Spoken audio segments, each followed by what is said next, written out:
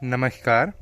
आइए आज हम ओशिनोग्राफी की श्रृंखला में ओशियन टेम्परेचर एंड डेंसिटी के बाद ओशियन सैलिनिटी को अच्छे से समझते हैं। ठीक है, तो महासागरों में जो पाई जाने वाली लवणता है, सैलिनिटी है, उसके बारे में अध्ययन करते हैं। तो लवणता का मापन जो है वह ऐसे किया जाता है कि प्रति 1000 ग्राम जल में घुले हुए लवण की मात्रा को लवणता या क्या कहते हैं ओशियन की सैलिनिटी कहते हैं।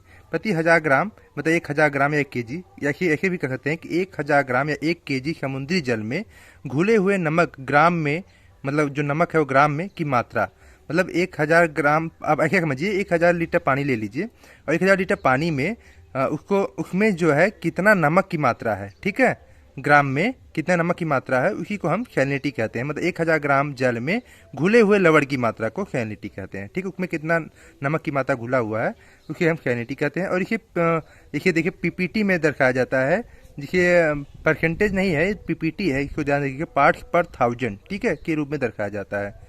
ठीक है, इसे और अच्छे समझने के लिए हम ऐसे भी कह सकते हैं कि मतलब सागरी जल के भार में, वेट में, एवं उसमें घुले हुए नमक के पदार्थ, जो घुले हुए पदार्थों के भार के अनुपात को सागरी लवणता कहते हैं। कहने का अर्थ हुआ 1 किलोग्राम सागरी जल में घुले हुए ठोस पदार्थों की कुल मात्रा को लवणता कहते हैं। ठीक है, समान रूप में ऐसे कह सकते हैं कि प्रति 1000 ग्राम जल में स्थित लवण की मात्रा के रूप में इसे दर्शाया जाता है। ठीक है, और अगर हम डिफिनीशन देखें तो ऐसे कह सकते हैं कि सैलिनिटी लवणता समान रूप में सागरी जल के प्रति इकाई भार में, मतलब प्राय 1000 ग्राम लिया जाता है, उसमें 1000 ग्राम मतलब पानी ले लिए, उसमें घुले हुए पदार्थों के भार, कौन है घुले, नमक हुए पदार्थ, देखिए सोडियम क्लोराइड हो गया, मैग्नीशियम क्लोराइड, सब के अनुपात को सागरी लवणता कहते हैं। इसे प्रति 1000 ग्राम जल में प्रदर्शित करते हैं। और इसे पार्ट पर 1000 मैंने ऐसे देखिए दर्शाया। ठीक है, देखिए अगर 35 पार्ट पर 1000 है तो इसके 1000 ग्राम सागरी जल में 30 ग्राम लवण है। ठीक है, तो महासागरों जो ओशियन है उसकी जो औसत एवरेज सैलिनिटी अगर देखी जाती है तो 35 पार्ट्स पर 1000 पाई गई है। ठीक है, तो औसत जो महासागर की लवणता वह 35 पीपीटी पाई जाती है। ठीक है, परसेंटेज में नहीं है, वैसे 3.5 परसेंटेज होता है, लेकिन इसे यहाँ समझने की कोशिश करिए। सागरी जल की जो औसत लवणता होती है 3.5 परसेंटेज पाई जाती है पार्ट्स पर 100 में। ठीक है, परंतु दशमलव अंक से बचने के लिए इसे सदा प्रति 1000 में व्यक्त किया जाता है। मतलब 3.5 परसेंटेज के स्थान पर 35 प्रति 1000 पर पार्ट्स पर 1000 में इसे दर्शाया जाता है। ठीक है, ये बात है इसमें। तो 35 पीपीटी कहने का अर्थ हुआ, अर्थात मतलब 1000 ग्राम में सागरी जल में 35 ग्राम आपका सैलिनिटी लवण की मात्रा है। मतलब 1000 सागरी जल में 35 ग्राम जो है आपका वह लवण की मात्रा है सैलिनिटी की। अब एक चीज़ एक जानती रही, जो सैलिनोमीटर होता है वह एक इंस्ट्रूमेंट है, एक डिवाइस है जो मापन करता है, मेजर करता है सैलिनिटी की, लवणता का मापन करता है कि कितना उसमें एक सोल्यूशन ऑफ वाटर में कितना लवणता है, वह सैलिनोमीटर मापक यंत्र से मापा जाता है। आगे बढ़ते हैं, प्रिंसिपल ऑफ कांस्टेंट प्रपोर्शन, ये जो थ्योरी थी विलियम डीटमायर ने दिया था। इसे विलियम डीटमायर ने अपने चैलेंजर अभियान में 1884 में, जो चैलेंजर अभियान था उसके तहत इन्होंने इसको दिया था।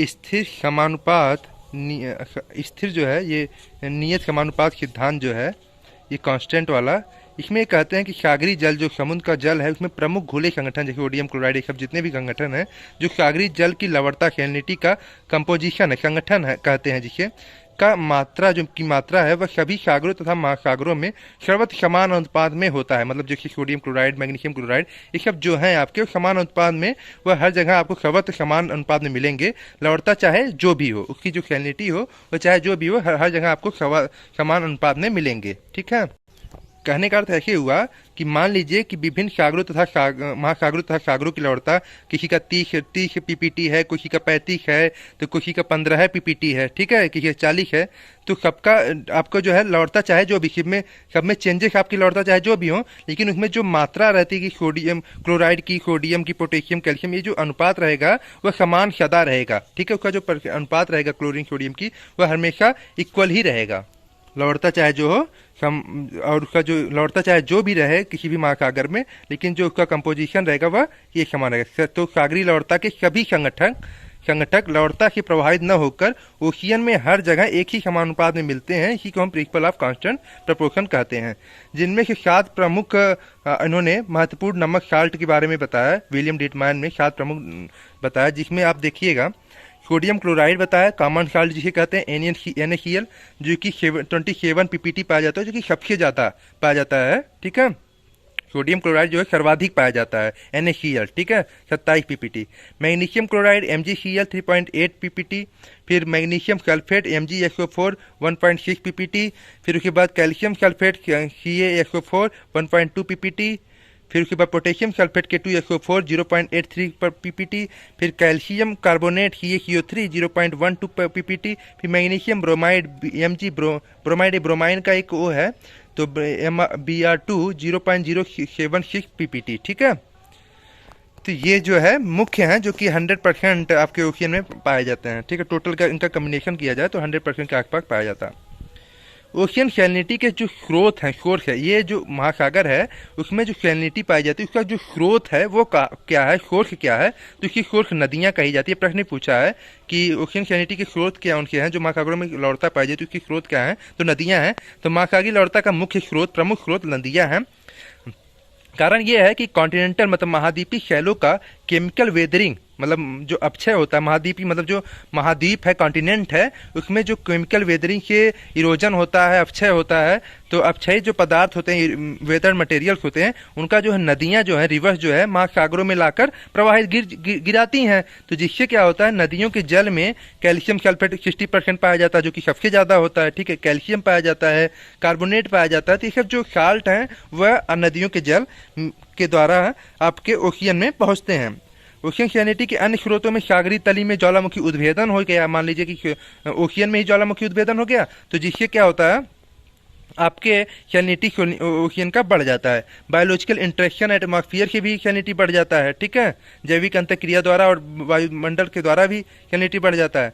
तो ओशियन में एक चीज़ जानते रहिएगा, क्लोरीन जो है सबसे ज़्यादा पीपीटी पाया जाता है। वही क्लोरीन की Cl माइनर लिखा है ना, क्लोरीन आयन का सबसे मतलब क्लोराइड आयन का सबसे ज़्यादा कंसंट्रेशन पाया जाता है, 19.3 ppt पाया जाता है। ठीक है, और सोडियम उसके बाद 10.7 ppt, फिर सल्फेट 2.7 ppt। ठीक है, ये आपका ओशियन में ये जो है इसकी मात्रा ज़्यादा पाई जाती है। वहीं अगर हम नदियों में देखें तो सबसे ज़्यादा आपको कैल्शियम मिलेगा 12.4, नहीं, सबसे ज़्यादा कार्बोनेट मिलेगा 48.7 ppt, फिर कैल्शियम मिलेगा 12.4 ppt। ठीक है, नदियों में आते हैं ओशियन सैलिनिटी को बढ़ाने वाले कारक। जो ओशियन की जो सैलिनिटी है उसमें बढ़ाने वाले कारक कौन कौन से हैं, जो लवणता बढ़ जाती है, तो इवापोरेशन है, वाष्पीकरण है। ठीक है, तो वाष्पीकरण तथा लवणता की मात्रा में पॉजिटिव रिलेशनशिप होता है। कहने का अर्थ ये हुआ कि जब वाष्पीकरण अधिक होगा, मतलब हाई इवापोरेशन होगा, तो देन हाई सैलिनिटी वहाँ पे बढ़ जाएगी।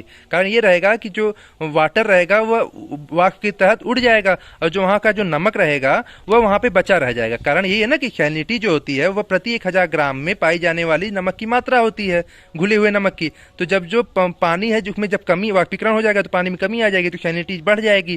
तो यही है पॉजिटिव रिलेशनशिप, इसीलिए होता है कि हाई इवापोरेशन होगा तो हाई सैलिनिटी रहेगी।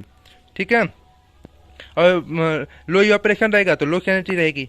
तो अब आगे बढ़ते हैं। देखिए, कर्क और मकर रेखा जो सब ट्रॉपिकल बेल्ट है, इसे हाई प्रेशर बेल्ट भी कहा जाता है, और एंटी साइक्लोनिक कंडीशन की वजह से यहाँ पे हाई प्रेशर बेल्ट मिलता है।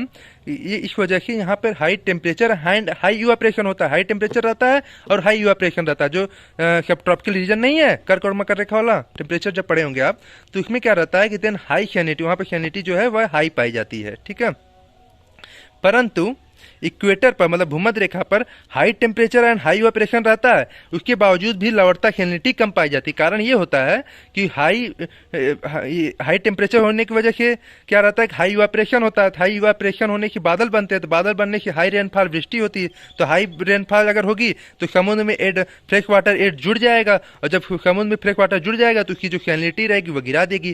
कहने का अर्थ ये हुआ कि जो 1000 ग्राम पानी है उसमें जब और पानी मिल जाएगा फ्रेश वाटर के तौर पर, मतलब जो पानी मिल रहा है वो सैलिनिटी से रिक्त है, मतलब उसमें सैलिनिटी नहीं है। ठीक है, तो फ्रेश वाटर के तहत उसमें और पानी मिल जाएगा तो उसकी जो सैलिनिटी है वह कम हो जाएगी। तो इसीलिए इक्वेटर एरिया में अत्यधिक वर्षा होने की वजह से वहाँ पे सैलिनिटी में कमी आ जाती है। ठीक है, और कारण है बढ़ाने वाले, जैसे आइस फॉर्मेशन, जब बर्फ के जमने से क्या होता है, लवणता में वृद्धि आ जाती है। Atmospheric pressure and wind direction की भी प्रभाव पड़ता है। ठीक है, वायुमंडलीय दाब से भी प्रभाव पड़ता है, और उसके विंड डायरेक्शन की कैसे पड़ता है कि गल्फ ऑफ मैक्सिको में गल्फ ऑफ मैक्सिको में सैलिनिटी जो है 30 से 37% मतलब ज़्यादा पाई जाती है। क्यों पाई जाती है गल्फ ऑफ मैक्सिको में? कारण ये होता है कि कारण ये होता है कि जो ट्रॉपिकल रीजन है उस कटिबंधीय क्षेत्र में 30 से मतलब 10 से 25 डिग्री लेटीट्यूड अक्षांश पर व्यापारिक हवाएं जो हैं पूर्व से पश्चिम वेस्ट चलती हैं, अतः महासागरों के पूर्वी किनारों से खारे जल को महासागरों के पश्चिमी किनारे पर ढकेल देती हैं, गल्फ ऑफ मैक्सिको के किनारों पर लाकर वहां पर लौटता बढ़ा देती हैं। ठीक है, इसी कारण से गल्फ ऑफ मैक्सिको में आपकी सैलिनिटी अधिक पाई जाती है। उसी प्रकार टेम्परेट रीजन में क्या होता है कि वेस्टर्ली जो पछुआ पौने होते हैं वह पश्चिम से पूर्व चलती हैं, अतः महाद्वीपों के पूर्वी किनारे पर लौटता को कम कर देती हैं, परंतु पश्चिमी तट पर लौटता सैलिनिटी बढ़ा देती हैं। विंड डायरेक्शन को और अच्छे से हम आपको समझाएंगे भी, देखिएगा। विंड डायरेक्शन में गल्फ ऑफ मैक्सिको की सैलिनिटी 30 से 37% जो कि ज़्यादा पाई जाती है, जबकि कैलिफोर्निया कोस्ट पर सैलिनिटी कम पाई जाती है। अब इसे हम देखिए आप, ये आपका दक्षिण में उत्तर अमेरिका है, उत्तर अमेरिका में देखिए गल्फ ऑफ मैक्सिको है। ठीक है, ये आपका गल्फ ऑफ मैक्सिको है। ठीक, अब क्या होता है कि ट्रेड विंड जो होती है, ये देखिए इक्वेटर लाइन है। ठीक है, ये इक्वेटर लाइन ट्रेड विंड जो है वह पूर्व से पश्चिम की ओर चलती है, ऐसे देख रहे हैं ना, ऐसे से चलती हैं, ये ऐसे करके पूर्व से पश्चिम की ओर आपकी चलती रहती हैं। ठीक है, तब क्या होता है यहाँ से जो है ट्रेड विंड जो है गर्म धाराओं को लाकर यहाँ पे आपकी पटक देती हैं, यहाँ पे मैक्सिको की तरफ। यहाँ पर जो है महासागरों के पूर्वी किनारे से जो है खारे जल को सैलिनाइड वाटर को लाकर पश्चिमी किनारों पर पटक देती है, यहाँ पे मैक्सिको के खाड़ी में, इसलिए यहाँ पर आपका जो सैलिनिटी हाई पाया जाता है। वहीं अगर हम कैलिफोर्निया का देखें तो यहाँ पर सैलिनिटी कम पाई जाती है, क्योंकि यहाँ के फिर ये हवाएं जो है ट्रेड विंड ऐसे चल रही हैं, पूर्व की पश्चिम तरफ चल रही हैं, महासागर पूर्व की पश्चिम तरफ ये जो है इस तरफ लेके चली जाती हैं। ठीक है, इसलिए गल्फ ऑफ मैक्सिको में हाई आपकी सैलिनिटी पाई जाती है। उसी प्रकार से टेम्परेट रीजन में, ये तो ट्रॉपिकल रीजन का ट्रेड विंड हो गया। टेम्परेट रीजन में जो चलने वाली वेस्टर्लीज होती हैं, ठीक है, टेम्परेचर मतलब वही 23 से 60 डिग्री के बीच अक्षांश वाले स्थान पे, तो क्या होता है टेम्परेचर वेस्टर्लीज जो होती हैं वह आपका पश्चिम से पूर्व की तरफ चलती हैं, इस तरफ। तो पश्चिम की पूर्व की तरफ चलने की वजह से ये यहाँ के मतलब कि सैलिनिटी को ले आती हैं और यहाँ पर यूरोप के पश्चिमी तट पर ला देती हैं, यहाँ पे ला देती है। तो यहाँ पे जो है सैलिनिटी बढ़ जाती है, महाद्वीपों के पश्चिमी तट पर सैलिनिटी बढ़ जाती है। वहीं जो ये पूर्वी तट था वेस्टर्लीज वाला टेम्परेट रीजन का, वहाँ पे सैलिनिटी कम कर देती है। ठीक है, यहाँ बढ़ा देती है, यूरोप के तट की तरफ बढ़ा देगी और इधर अमेरिका के इस तट की तरफ आपकी घटा देती है। ठीक है, उसी प्रकार की मैंने नहीं कहा, उसी प्रकार के टेम्परेट रीजन में मतलब 23 से 67 डिग्री अक्षांश में जो वेस्टर्ली पछुआ पौने चलती हैं, पश्चिम से पूर्व चलती हैं, अतः महाद्वीपों के पूर्वी किनारों पर, महाद्वीपों के पूर्वी किनारे कहिए या महासागरों के पश्चिमी तट पर, ठीक है, लवणता को कम कर देती हैं और परंतु पश्चिमी तटों की महाद्वीपों के पश्चिमी तटों पर लवणता को बढ़ा देती हैं। यहाँ पर महाद्वीपों के पश्चिमी तट कहिए या महासागरों के पूर्वी तट पर लवणता को बढ़ा देती हैं। ठीक है, तो यूरोप के तट पर लवणता को बढ़ा दे रही थी और अमेरिका के आपके पूर्वी तट पर लवणता को, महाद्वीपों के अमेरिका पूर्वी तट पर लवणता को कम कर देती थी। ठीक है, यही बात है इसमें। आगे बढ़ते हैं, ओशियन सैलिनिटी को कम करने वाले फैक्टर। अभी मैंने बढ़ाने वाले फैक्टर पढ़े, अब कम करने वाले फैक्टर देखते हैं। तो कम करने वाले फैक्टर में प्रेसिपिटेशन है, वर्षण है। तो वर्षण मैंने अभी बताया ना कि देखिए इक्वेटर एरिया पे क्या होता है, भूमध्य रेखा पर घनघोर वृष्टि होती है। क्या होता है, हाई टेम्परेचर है तो हाई इवापोरेशन होता है, हाई इवापोरेशन के बादल कंडेंसेशन बनते हैं, तो जब संतृप्त हो जाती है तो वर्षा हो जाती है, तो अत्यधिक वृष्टि होने की वजह से फ्रेश वाटर एड हो जाता है, जिसकी वजह से सैलिनिटी में कमी आ जाती है। तो प्रेसिपिटेशन वर्षण जो है फ्रेश वाटर की वजह से वह ओशियन सैलिनिटी में कमी ला देती है। उसी प्रकार से रिवर्स रनऑफ, नदियों का फ्रेश वाटर, जो नदियां होती हैं वो अपने साथ ताज़ा स्वच्छ जल लाती हैं, ठीक है, जो कि सागरों में गिराती हैं। तो नदियों के माउथ पर मतलब मुहाने पर जो सैलिनिटी है वो कमी पा जाती है। देखिए गंगा ब्रह्मपुत्र का जो डेल्टा है वहाँ पे देखेंगे तो वहाँ सैलिनिटी में कमी आ जाएगी। ठीक है, उसी प्रकार से ये रिवर्स रनऑफ में एग्जाम्पल दे रहे हैं कि इनक्लोज सी का भी एक एग्जाम्पल दे रहे हैं कि देखिए इनक्लोज सी है, बंद सागर है, मान लीजिए कोई सी है, सागर है, वह चारों तरफ से महाद्वीपों से घिरा हुआ है, कॉन्टिनेंट से घिरा हुआ है। तो इनक्लोज सी, बंद सागर मतलब स्थल के घिरे हुए जो सागर होते हैं, उसमें क्या होता है कि ब्लैक सी मतलब जो एग्जाम्पल इन्होंने दिया है इनक्लोज सी का, जैसे ब्लैक सी है, उसकी सैलिनिटी देख रहे हैं कम पाई जा रही है, क्योंकि 18 पीपीटी पाई जा रही है। तो इसका कारण यह है कि नदियों के गिरने पर इसका जो लवणता है वह कम हो जाता है। परंतु जो भूमध्य सागर मेडिटेरियन सी है भी इनक्लोज सी में ही आता है लगभग, लेकिन इसमें जो है नदियाँ गिरती हैं तब पर भी इसमें सैलिनिटी हाई पाई जाती है मेडिटेरियन में, परंतु मेडिटेरियन में दिख रहे हैं 40 पीपीटी पाई जा रही है। वहीं ब्लैक सी में सैलिनिटी 80 पीपीटी मतलब जो कि कम था नदियों के गिरने की वजह से, लेकिन मेडिटेरियन सी में 40 पीपीटी पाई रही है। इसमें भी नदियाँ गिरती है, लेकिन इसमें ये होता है कि इवापोरेशन हाई हो जाता है, मतलब कह सकते हैं कि वाष्पीकरण अधिक होता है। जितना वो नदियों में स्वच्छ जल मिलती है उससे ज़्यादा तो वाष्पीकरण हो जाता है। तो यही कारण है कि भूमध्य सागर मेडिटेरियन सी में आपके 40 पीपीटी मतलब ज़्यादा सैलिनिटी मिलती है। तो कारण है कि इवापोरेशन हाई ज़्यादा रहता है और नदियों के फ्रेश वाटर की आपूर्ति कम होने से सैलिनिटी 40 पीपीटी मतलब ज़्यादा मिलती है, यही कारण है। ये तो हो गया सैलिनिटी को कम करने वाले आपके प्रेसिपिटेशन रिवर्स रन ऑफ। अब आते हैं मेल्टिंग ऑफ आइस। ठीक है, आइस के पिघलने से क्या होता है, बर्फ के पिघलने से फ्रेश वाटर की जो ताज़ा जल की स्वच्छ जल की मात्रा है वह अपेक्षाकृत बढ़ जाती है, इसीलिए इससे जो है सैलिनिटी की कमी आ जाती है। मेन फैक्टर तो प्रेसिपिटेशन ही है और रिवर्स रन ऑफ है, ठीक है, सैलिनिटी को कम करने के। आगे बढ़ते हैं, लेटिट्यूडनल डिस्ट्रीब्यूशन ऑफ सैलिनिटी। ठीक है, लवणता का अक्षांशीय वितरण। अगर हम लवणता का अक्षांशीय वितरण करने का अर्थ हुआ कि अगर आप इक्वेटर से पोल की तरफ जा रहे हैं, ध्रुवों की तरफ जा रहे हैं, भूमध्य रेखा के ध्रुवों की ओर अक्षांश मतलब बढ़ते जा रहे हैं ना, भूमध्य रेखा के ध्रुवों की ओर जाने पर सैलिनिटी में कमी जाती है। समानता ये कहा जा सकता है कि भूमध्य रेखा के पोल की तरफ जाने पर सैलिनिटी में कमी आती है। ध्यान दें इस चीज़ को कि इक्वेटर पर 34 पीपीटी पाई जाती है सैलिनिटी। ठीक है, वेरी हाई सैलिनिटी जो कि वेरी हाई सैलिनिटी है, वेरी हाई सैलिनिटी नहीं पाई जाती है। 34 से ज़्यादा जो है उच्चतम लवणता मतलब उच्चतम लवणता जो है, ध्यान दें इक्वेटर पर उच्चतम लवणता नहीं पाई जाती है, बल्कि उच्चतम लवणता जो है 20 से 40 डिग्री नॉर्थ मतलब उत्तरी अक्षांश पर आपके 36 पीपीटी में पाई जाती है। क्योंकि क्या कारण है, यहाँ पे हाई टेम्परेचर है, हाई इवापोरेशन है और हाई जो है प्रेसिपिटेशन ना होकर लो मतलब आर्द्रता जो है न्यून होती है, यहाँ पे वर्षा बहुत कम होती है। इस वजह से आप जानते हैं ना ये सब ट्रॉपिकल रीजन है, 40 कर्क मकर रेखा वाला क्षेत्र है, इसलिए यहाँ पर 36 पीपीटी में लवणता पाई जाती है। इसके कारण अलग अलग के हैं जो कि हम यहाँ पे डाले हुए हैं, देख सकते हैं कि तो जो है इक्वेटर पर 34 पीपीटी पाने का मतलब कि हाई सैलिनिटी न मिल पाने का कारण यह है, इक्वेटर पे यहाँ पे देखिए मैंने लिखा है कि इक्वेटोरियल रीजन में हाई टेम्परेचर होने से इवापोरेशन हाई होता है, तो बादल बनते हैं और बादल बनने की वजह से वर्षण होता है, तो देन जो है फ्रेश वाटर जो इसमें जुड़ जाता है सरफेस में, समुद्र की सतह में, तो स्वच्छ जल जो समुद्र की सतह है उसकी जो लवणता होती है वह कम हो जाती है, जो समुद्र की ऊपरी सतह है उसकी जो लवणता है वह कम हो जाती है। ठीक है, ये इसकी बात हुई। उसी प्रकार से उच्चतम लवणता जो आपकी 20 से 40 डिग्री नॉर्थ लेटीट्यूड में पाई जाती है, 36 देख रहे हैं ना, इसमें 36 पीपीटी ज़्यादा है और 34 कम है उससे, तो उच्चतम लवणता आप देख रहे हैं आपको सब ट्रॉपिकल रीजन में पाया जाता है। तो इसका कारण ये है कि जो ट्रॉपिकल जोन है 20 से 30 डिग्री नॉर्थ एंड साउथ में, इसमें मैक्सिमम सैलिनिटी का कारण है लो रेनफॉल। इसमें देख रहे हैं ना, आर्द्रता न्यून मतलब लो रेनफॉल, वर्षा जो है कम पाई जाती है, हाई इवापोरेशन अधिक होता है और हाई एटमॉस्फेरिक प्रेशर, उच्च एटमॉस्फेरिक हाई प्रेशर पाया जाता है, इसलिए एंटी साइक्लोनिक कंडीशन भी चक्रवाती प्रभाव की वजह से ये सब, इसलिए यहाँ पे हाई सैलिनिटी आपको मिलती है। ठीक है, ये बात हुई यहाँ पे।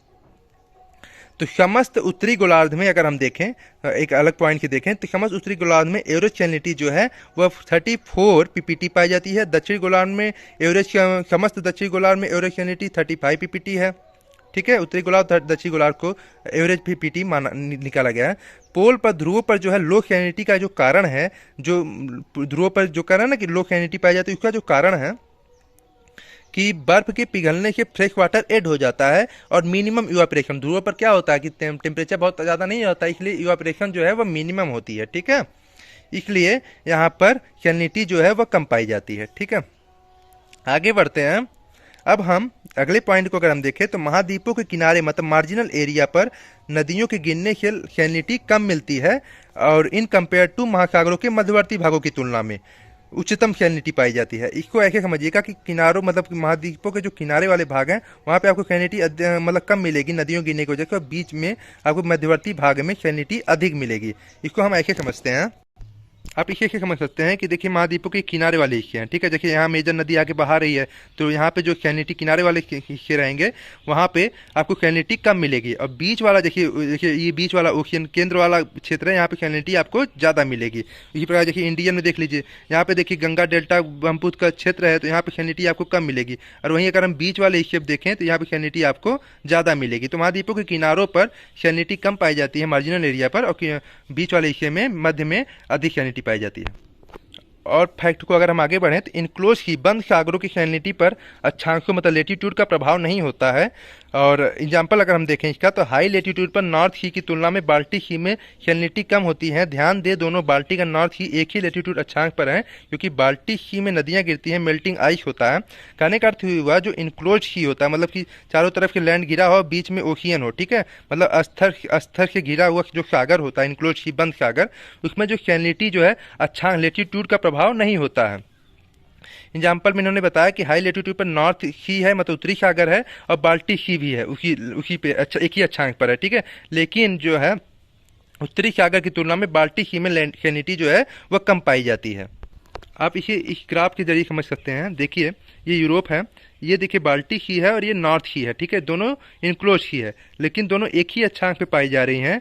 तब पर भी बाल्टिक सी की तुलना में नॉर्थ सी अधिक सैलिनिटी है, या फिर इसे ऐसे भी कह सकते हैं कि नॉर्थ सी की तुलना में बाल्टिक सी में कम सैलिनिटी है, इसे ऐसे भी कह सकते हैं। तो यहाँ पर यही कहा जा रहा है कि नॉर्थ हाई लेटीट्यूड पर नॉर्थ सी की तुलना में बाल्टिक सी में सैलिनिटी कम होती है, ठीक है। ध्यान दे दोनों बाल्टिक एंड मतलब उत्तरी और बाल्टिक सी दोनों एक ही लेटीट्यूड अक्षांश पर हैं, और क्योंकि बाल्टिक सी में नदियाँ गिरती हैं इसलिए वहाँ पे सैलिनिटी कम हो जाती है, उसमें मेल्टिक आइस भी रहता है, ये कारण है। तो नोट एक चीज़ इसको भी याद रखिएगा, जो बाल्टिक सी होता है और नॉर्थ सी उत्तरी सागर को जोड़ने वाली जो नहर है उसे कील नहर कहते हैं, ठीक है। अब हम regional distribution of the surface salinity, मतलब अभी हमने क्या दिखा, लेटीट्यूडनल अक्षांशी वितरण मैंने देखा, अक्षांश पे जो वितरण हो रहा है लेटीट्यूडनल। अब रीजनल मतलब जो एक क्षेत्र विशेष में प्रदेश में जो डिस्ट्रीब्यूशन हो रहा है उसके बारे में अध्ययन करेंगे। तो महासागरीय सतह की लवणता का प्रादेशिक वितरण हम देखेंगे, ठीक है। तो इसे जेकिंस ने 3 मंडलों में बांटा, ठीक है, रीजनल डिस्ट्रीब्यूशन में। पहला इन्होंने कहा कि एबव नॉर्मल सैलिनिटी, मतलब कि सामान्य से अधिक वाले लवणता वाले जो प्रदेश हैं उनको देखा जाए। तो इसमें रेड सी जो कि 37 से 41 पीपीटी पाई जाती है, रेड सी जो आपके इंडियन ओशियन में है, पर्शियन गल्फ जो है वह 37 से 38 पीपीटी पाई जाती है, मेडिटेरियन सी जो कि 37 से 39 पीपीटी पाई जाती है। इसमें सैलिनिटी क्यों पाई जा रही है मेडिटेरियन सी में ज़्यादा? यहाँ पे नदियाँ गिरती हैं लेकिन वाष्पीकरण अधिक होने की वजह से यहाँ पे सैलिनिटी अधिक हो जाती है, ठीक है, अभी मैंने आगे बताया था। और ये तो हो गया पहला एवं नॉर्मल वाला आपका मंडल। दूसरा है नॉर्मल सैलिनिटी, मतलब सामान्य, जैसे 35 पीपीटी वाला नॉर्मल माना गया। तो Caribbean Sea, Gulf of Mexico, ठीक है, ये 35 से 36 के बीच में है। बास्क स्टेट, ठीक है, ये भी 35 है। गल्फ ऑफ कैलिफोर्निया जो कि 25 से 35 पीपीटी के बीच में है, ठीक है, इन नॉर्मल सैलिनिटी वाला क्षेत्र है। तो कैरिबियन सी और गल्फ ऑफ मैक्सिको मैंने अभी बताया था ना, यहाँ पे सैलिनिटी क्यों ज़्यादा पाई जाती है? कारण ये रहता है कि जो आपका ट्रेड विंड्स रहती हैं वह पश्चिमी तट के, मतलब क्या कहते हैं कि महाद्वीपों के पश्चिमी तट, या कहते हैं महासागरों के पूर्वी तट के, महासागरों के पूर्वी तट से चलती हैं और महाद्वीपों के पूर्वी तट पर आकर महाद्वीपों के पूर्वी तट पर सैलिनिटी को बढ़ा देती हैं। यही मैंने बताया था ना Caribbean Sea, Gulf of Mexico में। ये देखिए आप कि व्यापारिक हवाएं जो ट्रेड विंड होती हैं पूर्व से पश्चिम चलती हैं, ठीक है। अतः महासागरों के पूर्वी किनारे से खारे जल को महासागरों के पश्चिमी किनारे मतलब गल्फ ऑफ मैक्सिको पर लाकर वहां पर लवणता बढ़ा देती हैं। तो यही कारण है कि यहाँ पे जो लवणता है वह 35 नॉर्मल के बीच में पाया जा रहा है, ठीक है। अब आते हैं सामान्य से कम बिलो नॉर्मल सैलिनिटी वाले जो रीजन है उसको देखते हैं। तो इसमें आर्कटिक ओशियन है, उत्तरी ऑस्ट्रेलिया वाला नॉर्थ ऑस्ट्रेलियन सी है, बेरिंग सी है, ओकस्टक सी है, फिर जापान सी है, चाइना सी है, अंडमान सी है, नॉर्थ सी उत्तरी सागर है, उत्तरी सागर जो भी बता रहे थे ये 31 से 35 जो कि ज़्यादा पाया जा रहा है। एक ही अक्षांश पर उत्तरी सागर बाल्टिक सी भी है, 32 से 35 मतलब 50 मतलब कम पाया जा रहा है बाल्टिक सी में। कारण ये है कि यहाँ पे नदियाँ गिरती हैं, ठीक है। तो अक्षांश एक ही है लेकिन अक्षांश महत्व नहीं देता है, ठीक है। फिर इंग्लिश चैनल, फिर गल्फ ऑफ सेंट लॉरेंस, ये सब है। हडसन बे जो कि 3 से 15 पे, फिर गल्फ ऑफ बोथनिया जो कि सबसे कम 2 से 10 पीपीटी 2 पीपीटी तक के बीच में पाया जाता है। पैसिफिक ओशियन में लवणता का वितरण जो है, अब देखिए जो रीजनल डिस्ट्रीब्यूशन है उसमें हम महासागरों को देखते हुए देख लेते हैं, जैसे Pacific ocean, Atlantic ocean, Indian ocean, ठीक है। तो पैसिफिक ओशियन में जो लवणता वितरण है वह इक्वेटोरियल पर सैलिनिटी जो है 34.85 पीपीटी पाई जाती है। उत्तरी गोलार्ध में 15 डिग्री 22 20 डिग्री तक लेटीट्यूड अक्षांक पे ये उच्चतम लवणता पाई जाती है 35 पीपीटी। इसी अक्षांक पर मतलब क्या कहते हैं कि 15 से 20 डिग्री लेटीट्यूड अक्षांक पर दक्षिणी गोलार्ध में जो है 36 पीपीटी पाई जाती है। ठीक, उत्तरी गोलार्ध में 35 इस अक्षांक पर और दक्षिणी गोलार्ध में 36 पीपीटी। ठीक है, अटलांटिक ओशियन में लवणता का जो वितरण है उसे हम देख लेते हैं पैसिफिक ओशियन के बाद। तो अटलांटिक ओशियन में जो है एवरेज सैलिनिटी जो है 35.67 पीपीटी पाई जाती है। ठीक है, अटलांटिक ओशियन में और सब है, जैसे गल्फ ऑफ मैक्सिको में लवणता का जो वितरण है, फिर आपका नॉर्थ सी और बाल्टिक सी वाली जो बात थी वो भी आ जाती है इसमें। फिर आते हैं इंडियन ओशियन में लवणता का जो वितरण है, तो रेड सी में अधिक सैलिनिटी मिलती है 36 पीपीटी से 41 पीपीटी के बीच में, क्योंकि इसमें जो है हाई टेम्परेचर रहता है, हाई इवापोरेशन एंड वर्षा जो है कम होती है रेड सी की तरफ। आगे बढ़ते हैं, inland enclose sea and lake में सैलिनिटी, मतलब कहने का अर्थ हुआ जो महाद्वीपों के भीतर पाए जाने वाले, मतलब सागर स्थल से घिरे हुए जो सागर होते हैं इंक्लोज की, उसमें जो पाए जाने वाले जो सागर हैं और झील है उसमें जो लवणता है उसको देखते हैं। इसको जानते रहे कि बहुत ही इंपॉर्टेंट है। विश्व में सबसे ज़्यादा तुर्की की जो वान लेक है, ठीक है, वहाँ पे सैलिनिटी सबसे सर्वाधिक लवणता पाई जाती है 330 पीपीटी। ठीक है, सर्वाधिक लवणता जो है टर्की के वान लेक में पाई जाती है। सेकंड नंबर पे डेड सी है मृत सागर जो कि 238 पीपीटी पाई जाती है। थर्ड नंबर पे ग्रेट साल्ट लेक है जो कि यूएसए का है, महान साल्ट लेक, जो कि 220 पीपीटी के बीच में पाई जाती है। तो इनक्लोज सी के ये बातें हुई। आगे बढ़ते हैं, अभी मैंने लेटिट्यूडनल डिस्ट्रीब्यूशन के बाद अब हम vertical distribution of the ocean salinity देखेंगे। मतलब कहने का अर्थ ये हुआ कि सी लेवल, महासागर की सी लेवल से गहराई में जाने पर, मतलब महासागर की सी लेवल ऊपर टॉप से बॉटम की तरफ जाने पर जो सैलिनिटी है उसका जो अंतर आता है उसमें, उसको हम देखेंगे। ठीक है, तो कहने का अर्थ हुआ कि सागरी सतह की सरफेस से गहराई बॉटम में जाने पर सैलिनिटी का जो प्रभाव होता है उसको हम देखेंगे। तो सामान्यतः हाई लेटीट्यूड उच्च अक्षांक में गहराई के साथ लवणता जो है बढ़ती है। जो हाई लेटीट्यूड एरिया है, देखिए पोलर वाला एरिया हो गया, वहाँ पे जो है उच्च अक्षांकों पर गहराई के साथ अगर हम जाएंगे, गहराई में जाएंगे तो उसमें लवणता बढ़ेगी। मिड लेटीट्यूड में जो है मध्य अक्षांकों में क्या होता है कि 200 फैदम की गहराई पर सैलिनिटी बढ़ती है। वहीं महासागरी भागों में जल की जो ऊपरी सतह होती है, जो सी लेवल वाला ऊपरी सतह होता है, सरफेस होता है, उस पर सर्वाधिक सैलिनिटी पाई जाती है। जो सैलिनिटी है उस पर सर्वाधिक पाई जाती है। ध्यान दें इस चीज में कि इक्वेटर पर हाई रेनफॉल की वजह से ओशियन सरफेस पर सर्वाधिक सैलिनिटी, सामान्यतः क्या होता है इस चीज को ध्यान देखिए, सामान्यतः महासागरी भागों में मतलब ओशियन में जल की ऊपरी सतह पर सर्वाधिक सैलिनिटी मिल जाएगी, लेकिन इक्वेटर पर हाई रेनफॉल होने की वजह से, अत्यधिक वर्षा होने की वजह, जानते हैं भूमध्य रेखा पर, विषुवत रेखा पर अधिक वर्षा होती है, इसकी वजह से ओशियन सरफेस पर लो सैलिनिटी मिलती है इक्वेटोरियल रीजन में। ठीक है, और इसमें जो वर्टिकल डिस्ट्रीब्यूशन में उसमें कुछ पॉइंट है, क्लियर कर लीजिए। हाई लेटीट्यूड में मतलब उच्च अक्षांकों में क्या होता है, 30 मीटर से 1000 मीटर की गहराई में जब आप जाएंगे तो इसमें जो सैलिनिटी में वृद्धि होगी, ठीक है, तेजी से, लेकिन उसके बाद जो है वह वृद्धि की जो दर होती है वह कांस्टेंट हो जाती है, मतलब स्थिर हो जाती है। ठीक है, उसी प्रकार से आप लो लेटीट्यूड में 300 से 1000 मीटर की गहराई पर जाएंगे तो वहाँ पे आपको सैलिनिटी में कमी मिलेगी। ठीक है, ह्रास होगा। उसके बाद जो होता है गहराई में जो है सैलिनिटी, मतलब 1000 मीटर के और अधिक गहराई में जब जाएंगे बॉटम की तरफ तो सैलिनिटी जो है वह कांस्टेंट रहती है, अप्रॉक्स मतलब औसतन कांस्टेंट ही रहती है। अब आते हैं सिग्निफिकेंस ऑफ लवणता, मतलब सैलिनिटी का जो महत्व है उसको हम देखते हैं। तो higher the salinity then higher the density, मैंने अभी बताया था आपको कि जब सैलिनिटी बढ़ेगी तो डेंसिटी भी बढ़ेगी, मतलब इसमें जो है पॉजिटिव रिलेशनशिप होता है।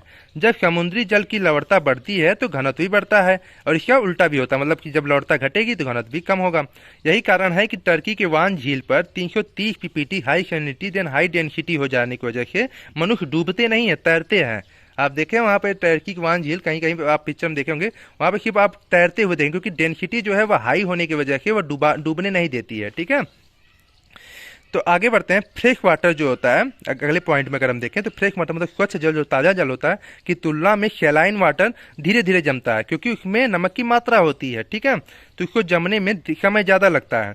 यदि समुद्री लवणता 35 पीपीटी है तो इसे जो है -1.9 डिग्री सेल्सियस टेम्परेचर पर जमेगा। ठीक है, अगर ये फ्रेश वाटर होता तो 1 डिग्री सेल्सियस 0 डिग्री सेल्सियस पे जम गया होता, लेकिन ये इतनी पीपीटी होने की वजह से ये -1.91 डिग्री सेल्सियस टेम्परेचर इसको चाहिए। तो यही कारण है कि स्वच्छ जल की तुलना में सलाइन वाटर धीरे धीरे जमता है। सलाइन वाटर क्यों धीरे धीरे जमता है? क्योंकि 1000 ग्राम प्रति पार्ट पर थाउजेंड में कितना सैलिनिटी होने की वजह से जो ग्राम में है उसको जमाने में समय लगता है। ठीक है, तो नोट इस चीज़ को जानते रहेगा, सैलिनिटी एंड डेंसिटी में पॉजिटिव रिलेशनशिप होता है और टेम्परेचर एंड डेंसिटी में अपोजिट इनवर्स रिलेशनशिप होता है। कहने का अर्थ ये हुआ कि जब सैलिनिटी बढ़ेगी तो डेंसिटी भी बढ़ेगी, और जब पॉजिटिव रिलेशन और सैलिनिटी घटेगी तो डेंसिटी भी घटेगी। उसी प्रकार से जब टेम्परेचर बढ़ता है तो डेंसिटी जो है घटता है, और जब टेम्परेचर घटता है तो डेंसिटी जो है वह बढ़ता है। ठीक है,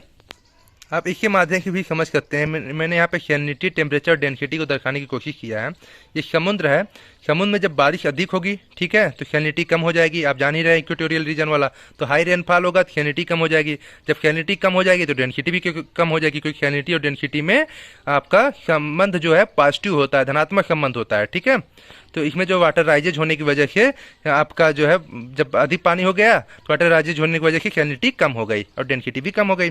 और अगर इवापोरेशन अधिक हो रहा है, ठीक है, जैसे आप जो सब ट्रॉपिकल रीजन है उसमें आप इवापोरेशन अधिक हो रहा है, तो इसमें क्या होता है, सैलिनिटी अधिक हो जाती है। तो सैलिनिटी अधिक होगी तो डेंसिटी भी अधिक हो जाएगी। इसका जो है पॉजिटिव रिलेशनशिप है, और वाटर जो है वह कम हो जाता है, क्योंकि इवापोरेशन जो है वाष्प जो है भाप बनकर जल को ऊपर उठा ले जाता है। ठीक है, उसी प्रकार से यहाँ पर मैंने नीचे दर्शाने की कोशिश किया है, less heat from the sun near the pole. अगर ध्रुवों के पास जो है ये मतलब जो है टेम्परेचर कम, मतलब ऊष्मा कम मिलती है, तो बर्फ जो जमता है वहाँ पर टेम्परेचर कम रहता है। तो टेम्परेचर कम होने की वजह से टेम्परेचर और डेंसिटी में संबंध है, टेम्परेचर कम होने की वजह से डेंसिटी बढ़ जाएगी। ठीक है, जानते हैं टेम्परेचर डेंसिटी में इनवर्स रिलेशनशिप होता है, तो वाटर जो है कम हो जाएगा, क्योंकि वाष्प बन मतलब क्या होता है, टेम्परेचर अधिक होने की वजह से वाटर कम हो जाता है, टेम्परेचर कम होने की वजह से।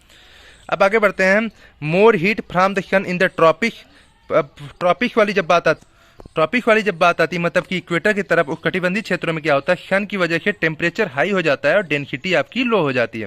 ये आपका इनवर्स रिलेशनशिप होने की वजह से वाटर जो है राइजेज हो जाता है। एक कंडीशन ये भी बनती है, मान लीजिए कि सैलिनिटी जो है हाई रहे, ठीक है, और आपकी जो टेम्परेचर है वह लो रहे। ठीक है, इस वजह से क्या होता है, डेंसिटी हाई हो जाती है। ठीक है, सैलिनिटी अगर कम रहेगी तो जान ही रहे हैं डेंसिटी हाई हो जाएगी, तो सैलिनिटी डेंसिटी में पॉजिटिव रिलेशनशिप है इसलिए। ठीक है, और यही कारण है ये आपके बन गए बस।